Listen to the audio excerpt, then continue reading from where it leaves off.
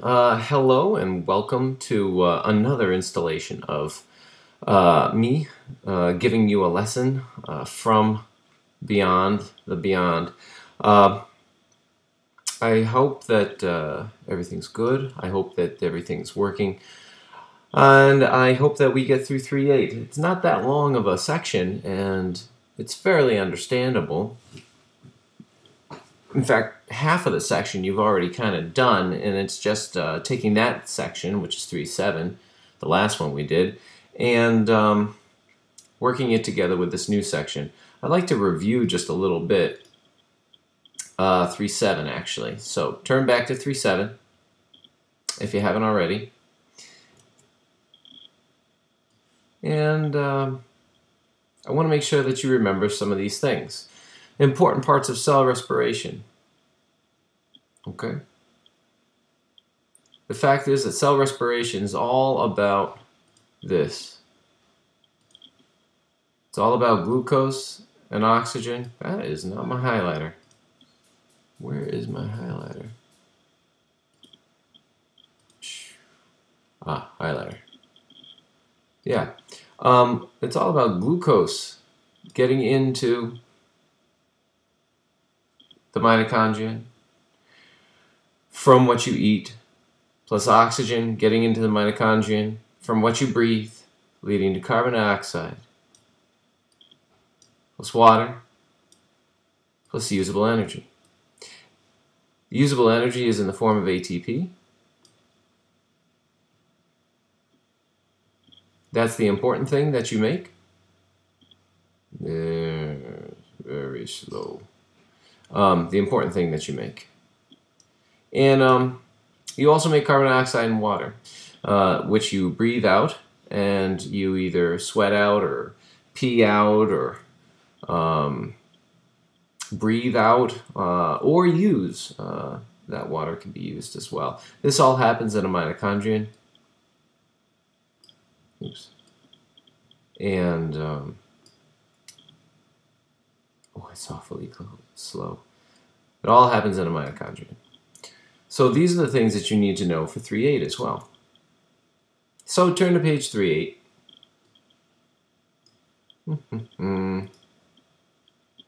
And I will too. Okay. So, section 3.8. Summarize the relationship between photosynthesis and cell respiration. And in parentheses, they call it the oxygen-carbon dioxide cycle. Well, there's a relationship, as you can see, between cell respiration and photosynthesis. You know a little bit about photosynthesis from previous years. Oh, photosynthesis. It's how plants make food. But what does that really mean? It's how plants make food. And what does this have to do with cell respiration?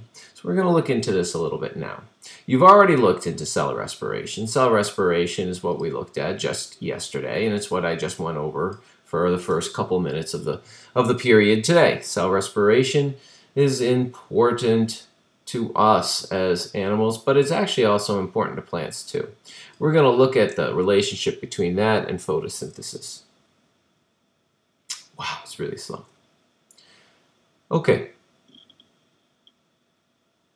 From 3 minutes ago, you remember that glucose plus oxygen makes carbon dioxide, water, and usable energy. That's the cell respiration equation. That's the chemical reaction that happens in your mitochondria that makes cell respiration. Animal cells do this. It's called respiration. We eat sugar and we turn it into ATP. But what do plants do?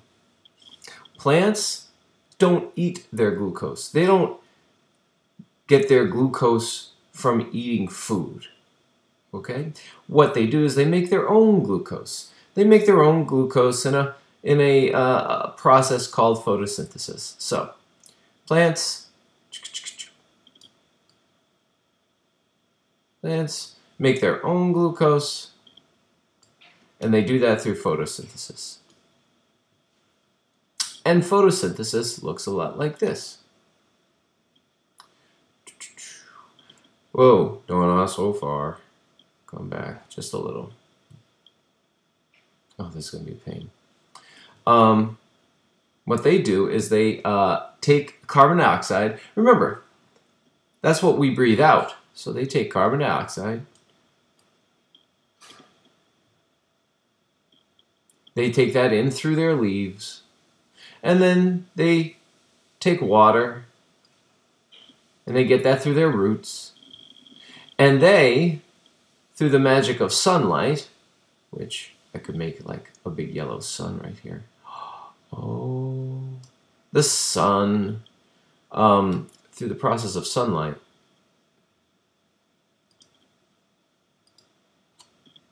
I'll even write sun right there.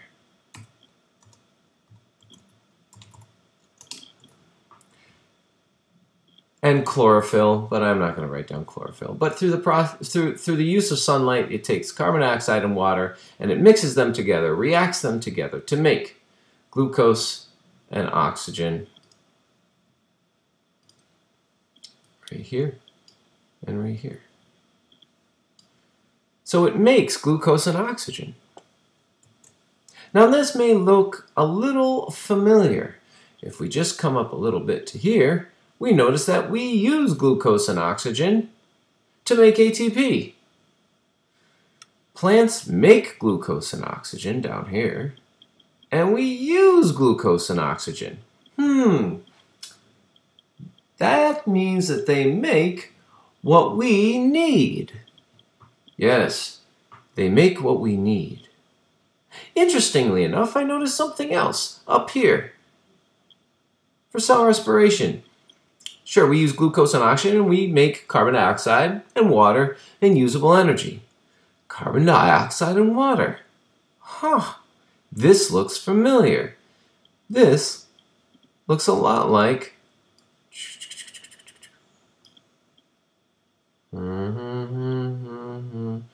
that looks a lot like this. So it looks a lot like what plants need. So what we make, plants need, and what we need, plants make. And that's kind of the beautiful part of this whole thing, as we see this whole thing materialize here very slowly. What we make, they need, and what they make, we need. And this is what's going to be said underneath the pretty little flowered line right here. Photosynthesis. Carbon dioxide and water make glucose and oxygen. Respiration. Squished. Glucose and oxygen make carbon dioxide and water, plus ATP. Respiration and photosynthesis, in other words, are the opposites of each other. More importantly, wow, it's all important. So important that I'm going to take the time to get this here. Photosynthesis and respiration are the opposites of each other. Oh, come on. This is almost unusable. More importantly, what one makes, the other one uses. And what one needs, the other one makes. Now think about that. We live on this wonderful earth where there's things that live on it that help each other to live. It's not like everybody's competing with everybody. I mean, there is competition, but there's also an understanding amongst the living things on this earth that this evolution of things through time has made this understanding that we're going to make something that you need, and you're going to make something that we need, and we're going to live sort of off of each other and help each other in ways. It's not all going to be competition. There's some cooperation out there. In fact, there's a lot. What one makes, the other one uses. What plants make, we use. And what we as animals make, what animals make, plants use. So in other words, trees make sugar and oxygen so that we may live. And we make carbon dioxide, animals, and water so that they may live. And how perfect is that? Pretty darn perfect, if you ask me. That's pretty much all 3-8. What I want you to understand is that these two things, photosynthesis and respiration, are the opposites of each other. I am going to go a little further, just to make sure that you understand this. I'm going to first say that animals don't make all of the carbon dioxide and the water that plants need. Plants get carbon dioxide and water from all sorts of other different places too. So it's not like if animals died off, so would plants. Plants would still find places to get carbon dioxide. Plants would still find places to get water. It's not like we make all of it for them. Okay? Secondly, it's not quite accurate to say that plants make glucose and oxygen for animals. Plants also need to do cell respiration. So plants are really making glucose and oxygen for themselves. Believe it or not, plants need oxygen as well. During the sunlight, during the day, they collect the sunlight and do photosynthesis. They take their carbon dioxide and their water, and through the power of the sun, they turn it into glucose and oxygen. And then, here's the dirty little secret that science teachers don't usually tell people. At night, there's a different reaction that happens. It's cell respiration. When there's no light out, and all they have is glucose and oxygen that they made from that day, they take their glucose and oxygen, and they do cell respiration to make energy for their cells. Now, they don't use all their glucose and oxygen. They use some of it, and some of it they store. They store their glucose in things like fruit and stuff. You know, fruit has glucose, it has sugars in it. This tastes good. And then they take their excess oxygen and they put that off into the air. We need that oxygen. And so we use that. But actually, plants do photosynthesis and respiration. They just make the glucose that they use and then to burn to make ATP. We just do respiration. We don't do glucose. So they actually have a little more of a complicated thing going on than we do. We just find glucose, find oxygen, eat them, breathe them in, make the CO2 and the H2O and the ATP. They actually make glucose and oxygen and then use those glucose and oxygen during the nighttime typically to do cell respiration to make CO2, H2O, and ATP. We all make ATP. It's just that we make ATP through eating our glucose and breathing our oxygen. They make ATP through making their glucose and making their oxygen. Okay? But ultimately, what I and every other, what I want you to understand is what I know the state wants you to understand. And it's what, the CMTs want you to understand. And that's that photosynthesis and respiration are sort of the opposites of each other. They complement each other. What one makes, the other one uses. And what one needs, the other one makes. And that, basically, is 3-8. Let me see if I can draw it for you. I don't know if this is going to work. Let me extend the page a little bit.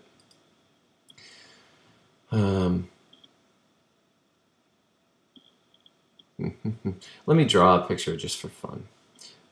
It's a beautiful grassy day. This is going to take forever. I hope you guys draw as slow as I do. And what we're going to do is we're going to take our pen and make a tree.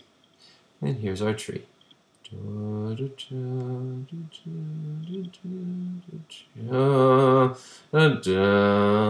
Hopefully everybody's day is going well.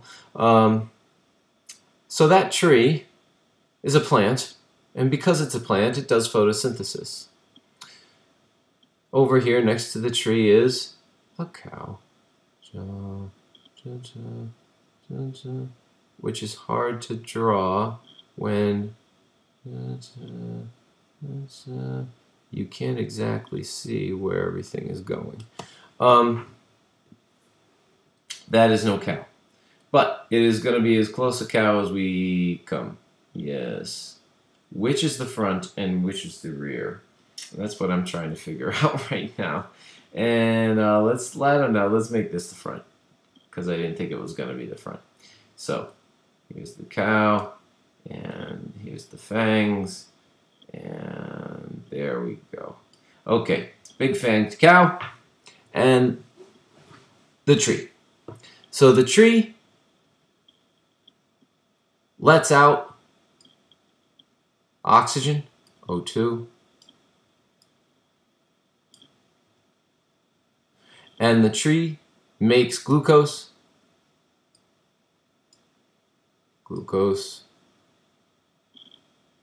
G period for glucose.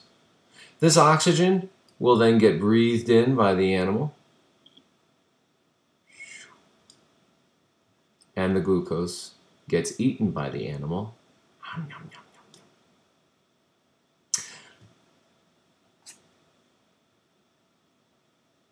So those both go into the animal. We use those oxygen and glucose to make carbon dioxide, water, and ATP. We keep the ATP, but we breathe out, and I'll make that red, we'll breathe out the carbon dioxide, CO2.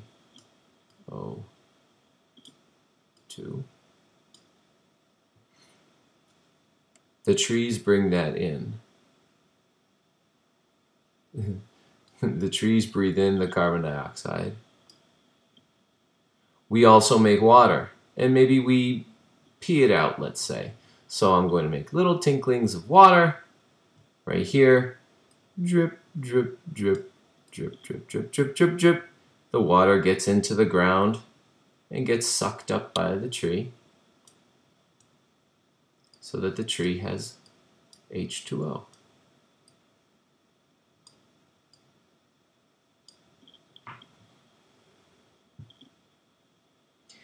And then it uses that H2O and the CO2 to make the glucose and the oxygen that we eat and breathe in. And then that is what makes the ATP for us. We, in turn, make the carbon dioxide that goes into the tree. I forgot to make it go into the tree, this little arrow. And also the water that goes into the tree as well. Okay. I have no idea if that actually helped anyone at all, but hopefully you can see how two things go into the tree, into the plant, and two things go into the animal. And what happens is that both of those things, well, both of those pairs of things need each other. We take the we take the oxygen and the glucose and make carbon dioxide and water out of it. The plant takes carbon dioxide and water and makes oxygen and glucose out of it for us.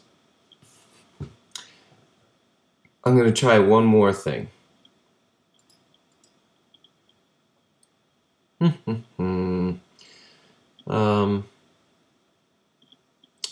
not sure what I should do here.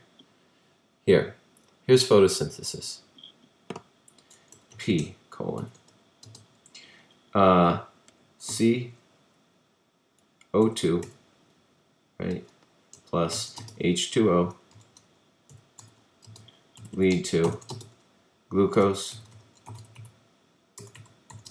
and oxygen.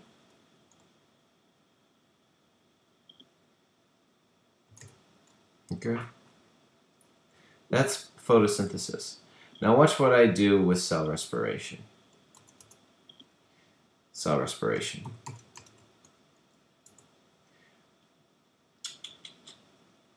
CO2. Actually, I'm going to do, you know what I'm going to do? I'm not going to do it. Yes, I am. All right. Get out of here. All right. Cell respiration. Watch this. This is going to blow your mind. CO2. And I'm going to start with ATP. ATP plus, plus CO2 plus H2O lead to glucose plus, oh, and I did this wrong. When I say lead to, I don't mean that. I mean come from. Probably isn't working. Glucose plus oxygen. Stay with me, everybody.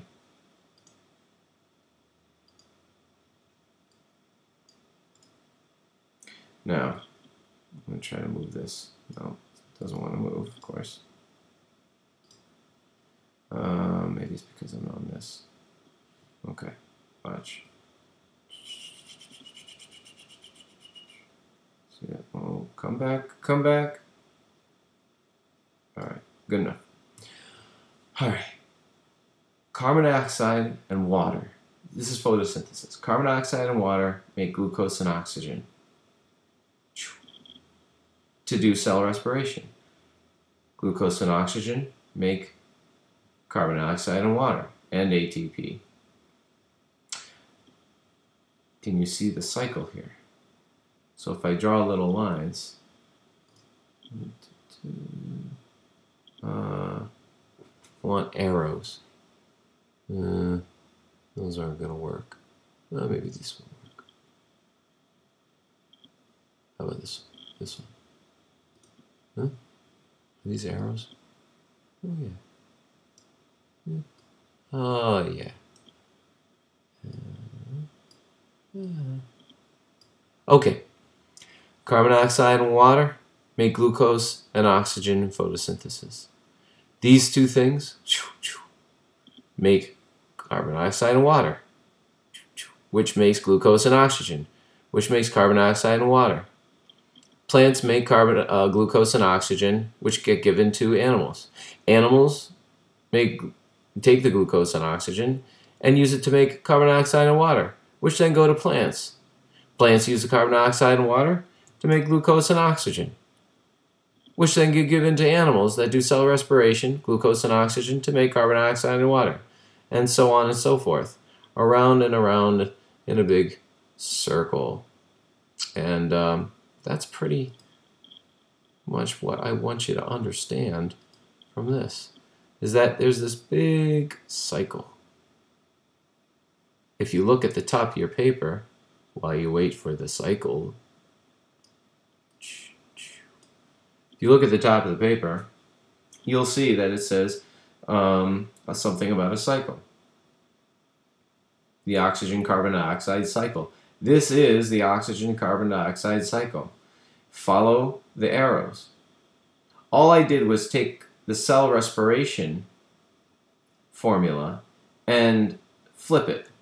I just flipped it around. Like just did a mirror image of it, like that. And so you start over here with glucose and oxygen, and then you read it the opposite way. You read it to the left, and you follow the arrow to the left to make carbon dioxide and water. And then the carbon dioxide and water in photosynthesis, you read it to the right. So this whole cycle is the oxygen-carbon dioxide cycle. And that's the relationship between photosynthesis and cell respiration. I'm not going to go into this anymore. I think I've done it to death. I probably would have finished within 20 minutes, and it's now coming close to 25 because of the length of time that it took to draw stuff and to write stuff. So I'm going to stop right here. here's what will happen. Tomorrow, Friday, I will come back and hopefully come back, and I will go over this very quicker. I will answer any questions that you may have. What you should do between now and tomorrow is study. I want you to study and come up with questions, because tomorrow I don't plan on staying on 3.7 and 3.8 for too long. I'm going to go on to 3.9. So you're going to want to ask any question you can at the beginning of the period. Have them ready. Because the rest of the period is going to be about 3.9. I'm probably going to only do 3.7 and 3.8 for a while. Then I'm going to stop. We're going to go on to 3.9. On Monday, there will be a quiz on 3.7 and 3.8. Okay? The rest of Monday we'll probably finish 3.9 and go on to 3.10, and so on and so forth. So hopefully by the middle of the week, we will have finished 3.10, and that's the last of the threes. And we'll start getting ready for the Unit 3 test probably in the middle of the week, and maybe a week from this Monday we'll take that we'll take the Unit 3 test, and then we'll start on the 4s. So anyway, look over 3.7 and 3.8 between now and tomorrow. We'll go over it a little bit tomorrow, and then you'll study over the weekend for the quiz on Monday. All right. Have a good remainder of the period. I will. I expect everybody to have listened well to this and to take part in the reading of whatever article the substitute teacher feels or deems interesting or applicable for you. Okay? Have a good day. Bye.